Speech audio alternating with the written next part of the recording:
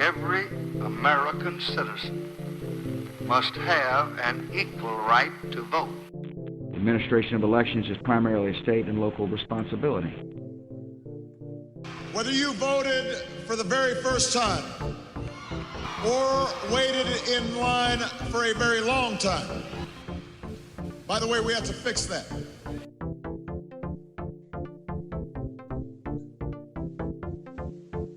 Welcome to High Turnout, Wide Margins. This is Brianna and I'm the county clerk in Boone County, Missouri, and with me is my co-host, Eric Fay, Director of Elections in St. Louis County, Missouri. And today we're really excited to talk to Sean Greene. He lives in Italy and is a consultant for elections, especially for voters that are living overseas. So we're going to be talking about challenges that voters overseas face, what local election authorities can do to better serve that constituency. So thank you so much for coming on the show today. Thank you so much for having me. I'm really excited to be here and talk about militant overseas voters. So the first question that we always ask is, how did you get working in elections in the first place?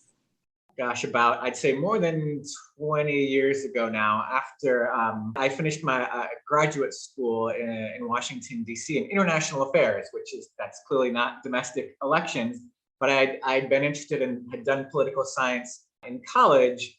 After I did a year of a gig in international sort of education, I found I wasn't really enjoying it that much. And an opportunity came up for a small little think tank in Washington, D.C., which is no longer around, called the Committee for the Study of the American Electorate, which studied voter turnout in the U.S. It was a two-person office, and this is 97, 98. So yeah, I was basically in an office sort of crunching numbers and thinking about why turnout was maybe low in the US, or was it? How do you best measure it? So that sort of got me into sort of that question, which isn't quite election administration. But after that gig, which ended, I left in about 2002, sort of organizations jumped in after the 2000 election to think about other ways to improve election administration. The Pew Charitable Trusts, based in Philadelphia, started funding a place called electionline.org. And I joined Electionline about a year or so in and everything. It was fun. We were a 5-6 person shop. So I got to do research. I got to pretend to be a reporter and write newsletters, which was great because I hadn't done it before, and a great way of learning is doing. And it really got to meet some really interesting people in the field. And we just would put out sort of research about what is a provisional ballot? What are states doing about provisional ballots? Things like that. So after that, I got sort of sucked into the world of Pew Charitable Trusts. Pew brought Electionline in-house, as they say, and then actually started their own elections team to actually think about advocating and getting involved in some election administration issues more seriously. So I joined that team in 2007 and 2008 and just was hooked on election administration, was there until 2016 when I went to the Election Assistance Commission and was there for about 2 years directing research. And here I am now in Italy after my wife got a job here. So I figured this is a great opportunity. And I've continued doing some consulting, all election related. So election administration, I've now been 20 plus years of something peripherally or more directly involved. And I love it. It never gets old. It's always changing, as you know very well. So it's just a continuing process. And since I got to Italy, I got to work for the Federal Voting Assistance Program to help militant overseas voters as well. With all of the work that you did before you moved to Italy, was there anything that surprised you that you thought that you knew that local election authorities were doing because the law said that they were supposed to, and now you're seeing that that might not necessarily be the case? I think one of the things I've discovered, especially since a lot of the work I was doing at Pew was sort of more of the macro level, so high level. Well, I knew a lot about the weeds. I wasn't in the weeds, and I certainly wasn't running elections. But after doing the work with FVAP, where I was actually working with voters more one-on-one and getting more direct voter experience, I think one thing that I learned was one of the challenges I heard from overseas voters is they'd reach out to the local election office and just wouldn't hear back, right? And they wouldn't hear back for a day, for a week, sometimes never. That was definitely not always the case. It really just varies. And of course, local election officials running up to an election in any size office, but smaller offices are pushed to capacity, right? So you can sort of see how it happens. I just never really felt it that directly when I was dealing with overseas voters here who would come to me and say, I've reached out to my election office and I just haven't heard back. I mean, really the best advice we would give, I would give them is, keep trying, keep trying. So I was just more surprised sometimes to hear that in some places things weren't as responsive, and that frustration you could hear from the voters. I think in most cases, those voters were satisfied at some point, but just that showing that, customer service, of course, is important. And that can be hard to deliver when you're under-resourced, understaffed, or if you're a place that doesn't have a lot of experience with military and overseas voters, just don't have many of those voters, right? That can be challenging too. There are many places that have 0 military and overseas voters, and there are some that have 1 or 2, and that could be new.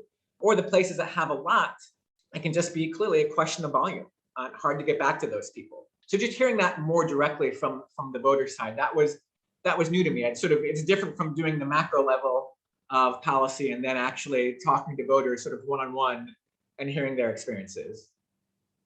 I remember relatively early in my time as director, a voter from who was overseas, I think on a Pacific island, I want to say maybe Fiji or something like that, got a message to us through a relative that said they were trying to reach out and they couldn't get a hold of us. Well, come to find out that our spam blocker on our email was blocking like overseas email addresses. She had tried to call but couldn't get through to anybody. And so I found out like I couldn't use my phone in the office to call Fiji, like it was against our policy or whatever. So I waited till some kind of crazy hour in the morning and I called her on my cell phone and we worked it all out and got her what she needed. But it's not always intuitive or easy for a local election administrator to reach back out to somebody who is in a relatively remote place. So your example just now kind of jogged my memory and thought, oh yeah, it's not always easy. No, in fact, Eric, yeah, I actually heard similar stories from several people here where it did turn out that either their emails were being blocked, or sometimes there are some websites that won't let you access voter information from overseas for reasons of security and cybersecurity. And people will then have to get sort of a VPN, and they figure that can just be, it's those extra levels of, paying for a VPN or doing this just to get access to information because of cybersecurity and other challenges that come when web addresses are pinged from overseas, right? And I think different jurisdictions, different states have sort of different approaches and different levels of comfort about that. So yeah, you always sort of hear of voters and election officials of finding creative workarounds because they're trying to figure out a way to assist these voters. But if you can't get in touch with them or you have to get really creative, they'll do it. It just makes it, those little things can add up, especially leading up to an election day when there's a lot going on for election officials. Do you get the sense that those stories make it to policymakers that are deciding about those issues? Because there's all the talk about, well, if we can do more virtual communication and we can do more things that get people ballots without having to use the mail. But do you think these stories are making it to those policymakers too, that it's not just a cure-all to say, well, it's okay if we just do email, then everything's solved? It's clearly not. So I worked for FAP and Department of Defense. I no longer work for them, and I don't speak for them, but I know that FAP every couple of years puts out a congressional report, and they do try to float these issues now this is for Congress, right? This is for the U.S. Congress. When it comes to sort of local level folks who are thinking about state level policies or local folks thinking about how they administer their websites, right?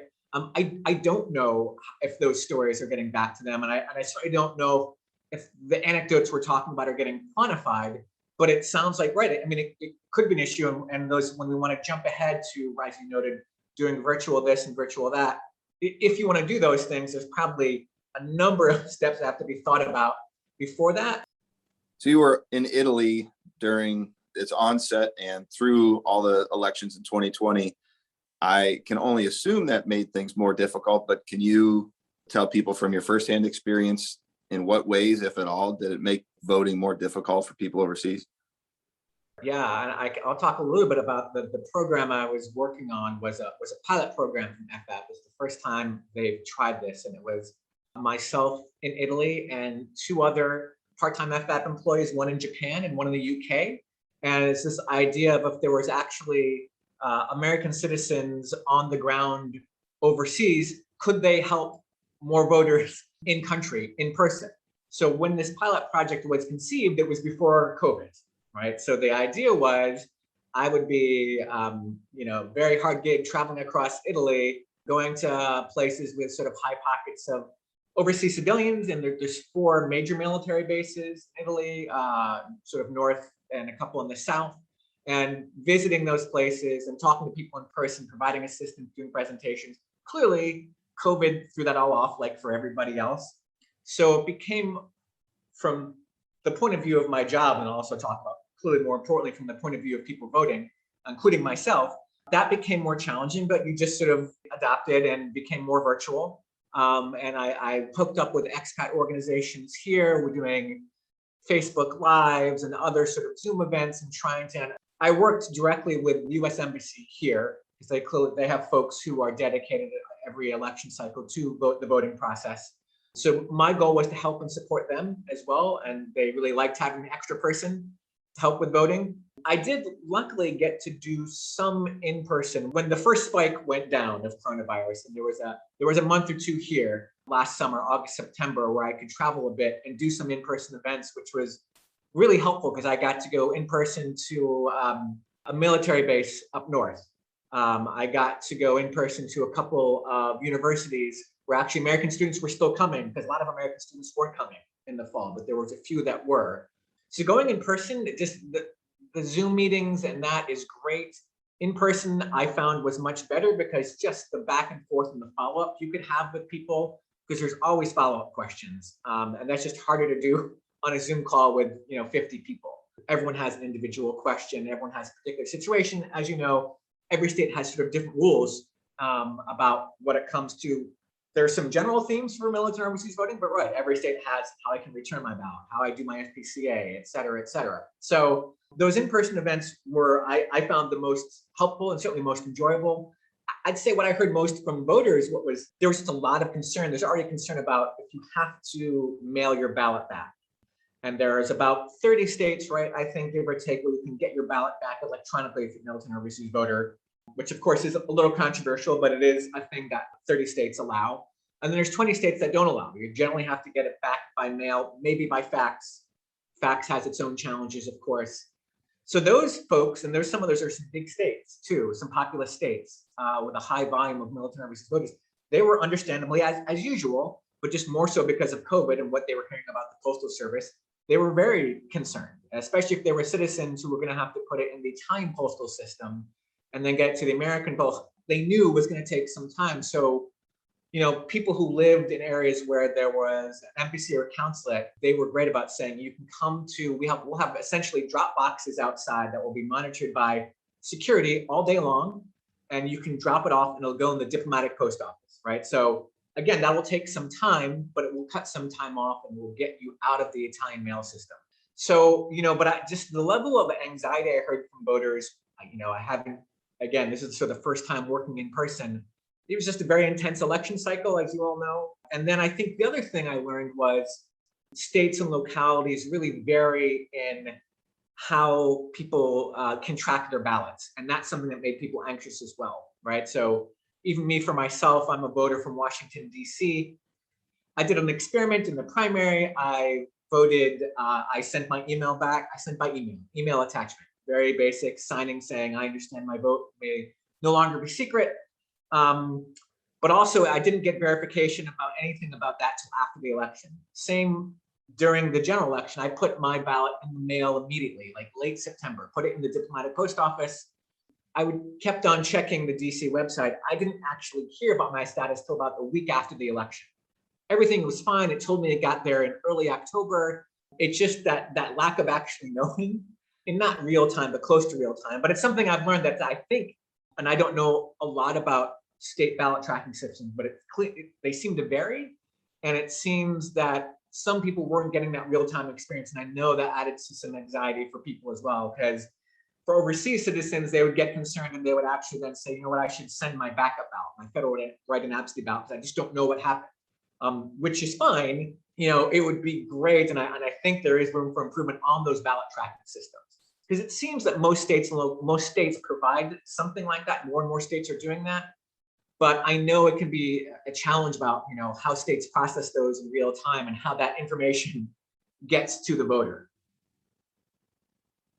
That's interesting. You bring up the FWAB. I really thought last year there would be an influx of those because people would be anxious for the very reasons you just outlined and would go ahead at, right at the outset, once there were candidates and so forth, they'd fill out the FWAB and send it in. We really did not see an abnormal amount last year. And I guess there wasn't a concerted effort to encourage people to do that. Yeah. I mean, did you see that differently anywhere?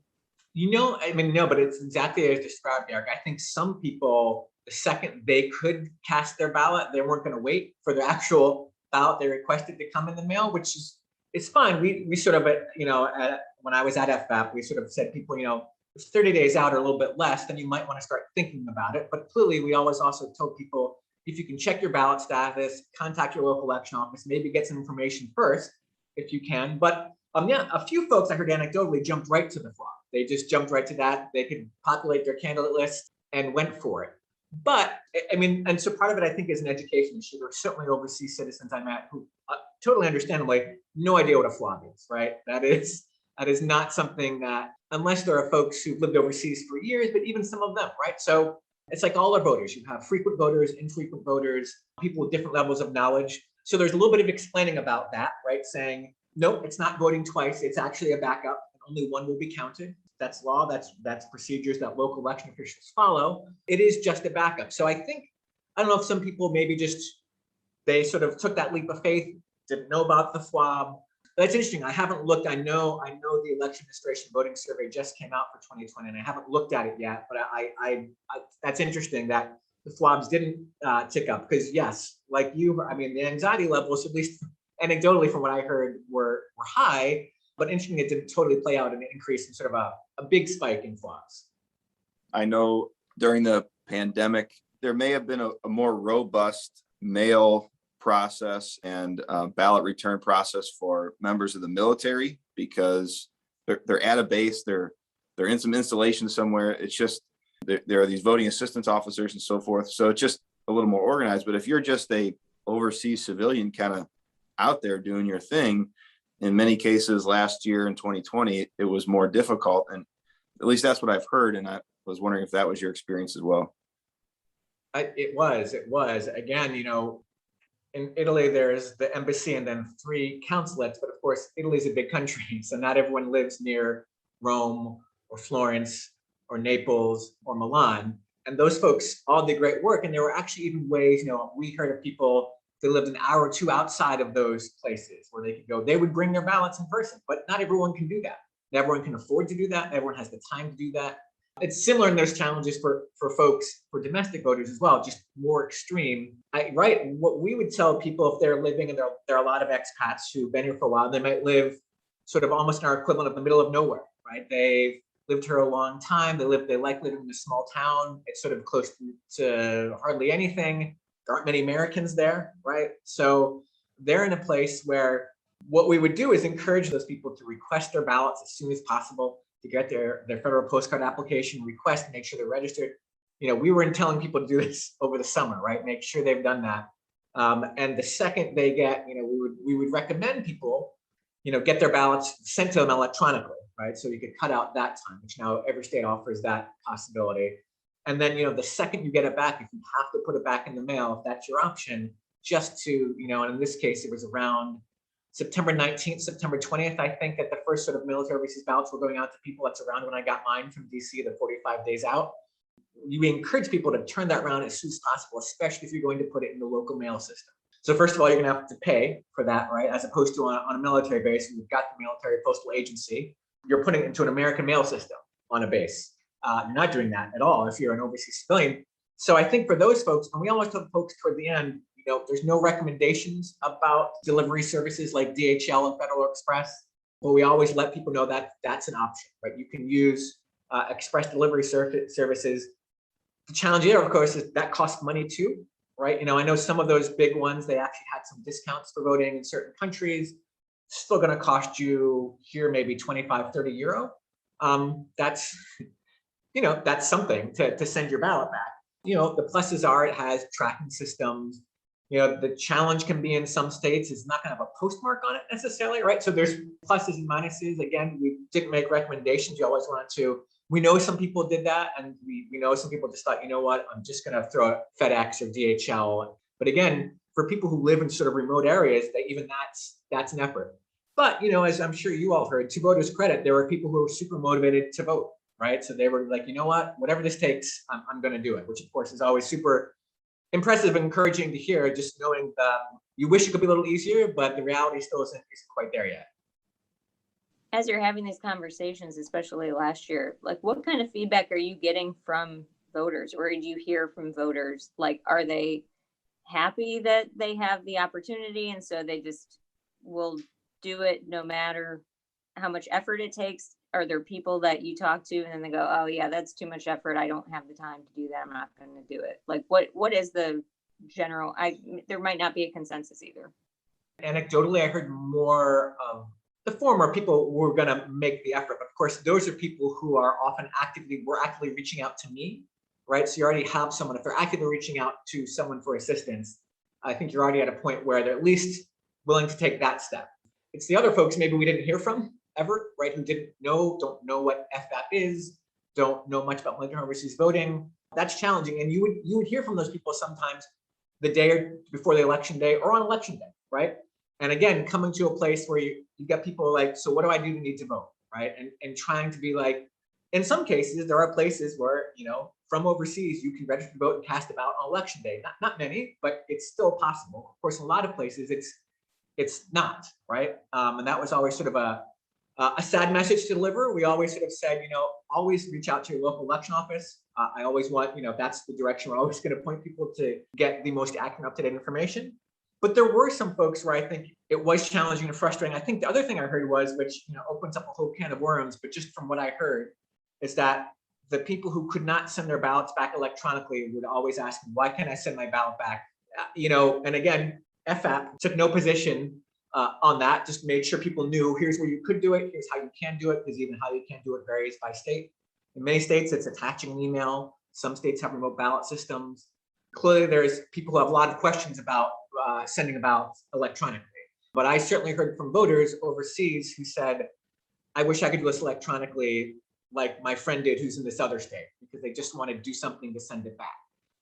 They may be thinking less about the security issues and more about, this will just make me feel better about I can get my ballot back. Knowing that is a whole set of issues that's been discussed for decades and the DoD has studied, et cetera. But clearly, voter expectations for some are in a certain place.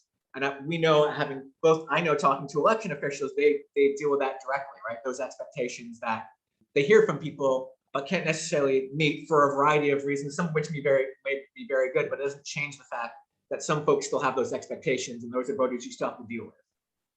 We haven't really talked much about actual voter registration, and that is also an issue for overseas voters. And I know something we deal with a lot in Missouri. Missouri, like a number of states, has a state law that prohibits people who have never resided in the state from registering and voting. So, what we run into sometimes, I was just on the phone the other day with a guy who lives overseas, and he has now an adult child that has come of age, but has never resided in the United States. And so while he's registered to vote, his child couldn't. I'm wondering how often you run into those situations, and are there just as many questions about voter registration as there are ballot delivery and return? Yes, especially in the sense of residency, voting residency. Where should I be registering? Especially often for military folks, right, who will move a lot around the world. It's trying to figure out where's your voting residence? Where should you be actually registering to vote? And you're right. Yeah, I'd say that last I remember looking, because FAP does have the info on their website about how many states, in your case, are like Missouri. I think it's about a dozen where if you've not resided ever in that state, you're not eligible to cast a ballot. Other states do allow it. I did hear it a few times. Not a lot, but I definitely heard folks who've sort of accepted the fact if they've been here for years and they live in one of those states. Some of those folks reach out every couple of years to their election official or to policymakers, right? It's a policy decision. It's generally state law, which election officials just have to follow whatever the state law is. And it is a policy choice. So you do hear that a few times, but it's really the residency question I got a lot too for the registration process, especially folks new to, if it's their first experience overseas, or if it's someone who's moved 3 or 4 times, or if it's someone who maybe was born in the state, but they left when they were 5, right? What's my residency? Does it matter that we don't have a house there anymore, right? All those questions, that real nitty gritty, I would say that's what we got asked. That's what I got asked the most. And luckily, most, in the FBAP voting assistance guide, which is based on state laws, there are generally good answers to those questions, unless it gets really super complicated when we might tell someone to consult a lawyer because it will get beyond. But usually there's a good answer to that question. But for some folks, it's really interesting. If they're dual citizens, right? They've mostly lived in Italy, for example, but lived in the States for a couple of years and they were citizens and they voted there. Right? It's an interesting, you get these questions of residency. And you get states like you said, like Missouri, where that's not going to be an option. But even in states where it is, it's trying to figure out, all right, which state am I residing in? But luckily, I mean, to FBAP's credit, there's a lot of good information about that because they know that's one of the most frequently asked questions which to me, of course, is directly tied to registration. You have to know where you to both register and get your ballot. A local election official needs to know you exist and what address to tie you to, right? To get you the right ballot. I really think it would be fun sometime to compile. This would have been like a great article, maybe for Election Line.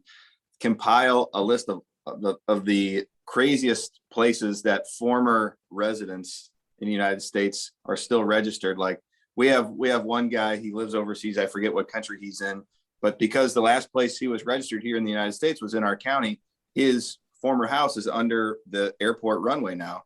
And so I know there are examples all like that all over the country. Talking about this made me think of that, and we've had a few of those situations over the years. That's great. No, I love that because in fact, there's a story every couple of years about crazy polling places and where the craziest polling places are. I sort of see that as an equivalent because you're exactly right. I mean, we tell people the house no longer has to physically exist. It can be. I hadn't heard that under a runway. That's impressive. But I imagine we could find some other really interesting stories of where former residences are. It would be a lot of fun, actually. I feel like that's tricky because, like, as we've been doing regular voter list maintenance, and people get really mad because they say that the person doesn't live there anymore. And we're like, well, they did at one point, and then they start questioning why they're allowed to vote. And then we have to explain to domestic voters why it's okay that people that are overseas that don't live in their house can still be registered to vote at their house. That's really interesting. I mean, I never thought about that end of it, right? Where you're doing mailings, checking on registration status, and it might be people who are no longer physically there, but it is still counted as a residence. Yeah, and I could see that being at the least confusing for people. Then you could see a variety of reactions from people. So it's interesting. You get calls about that. You get people are coming back in touch with you saying, "What's going on?" Yeah, well, and people think that, we've made this egregious mistake or that somebody's trying to be fraudulent and say that all these people live there. Because I think most of the time they're just seeing, it tends to happen when we're doing mailings. And that's the time when someone, list maintenance is happening or something like that. So they're expecting some kind of election mail and then they get it for somebody else. That could be a little bit confusing. Like, but we live here, right? What's going on? Interesting. If you have like little concrete pieces of advice for local election administrators, I would say, yeah, again, and I know it's a challenging question of resources, but I know from my experience dealing with voters here, when they reach out to election officials and don't hear back for a while, I know that's frustrating. I don't know if there's a way to, if it's a resource issue, it's going to be hard to get back to those people. Or as you noted, Eric, it may be beyond a resource issue, maybe other questions of either some technology constraints about getting back in touch. But I do know if there's ways, and I know some websites are great about providing a lot of information about military overseas voters, and that's clearly driven by folks who have a lot of that population in their counties, right? So I think that's great because I think the first place people go is online. But I think making contact information available easily, I certainly know from experience of trying to help people find contact info for local election officials, FBAP provides all that as well. But I know sometimes people go directly to, this is my county, I'm going to go here. Finding that contact info can be hard. And it can also be hard. It was like, is this for military overseas voters? And again, most places won't have a separate military overseas email address, but some do if they're big enough. But just making it clear to people is like, if you have a question about military overseas voting, here's a phone number you can call and or email you can reach out to. I know that's and easy to find on the website, because I know in some cases that was hard, and it was more basically we had that information because FAP had spoken with people. Right, having the information instantly available, where most people look initially, which is online, would be great. The harder, right? I mean, trying to get back to people in a timely manner, easy for me to say. I'm not the one on the other end, so it's just managing that as best as possible, knowing that that involves time, money, and resources that local folks may not have. All right, that was another episode of High Turnout, Wide Margins. Big thanks to Sean Greene for being our guest, talking about firsthand account of voting overseas. We hope you enjoyed it. We hope you listen next time to High Turnout, Wide Margins.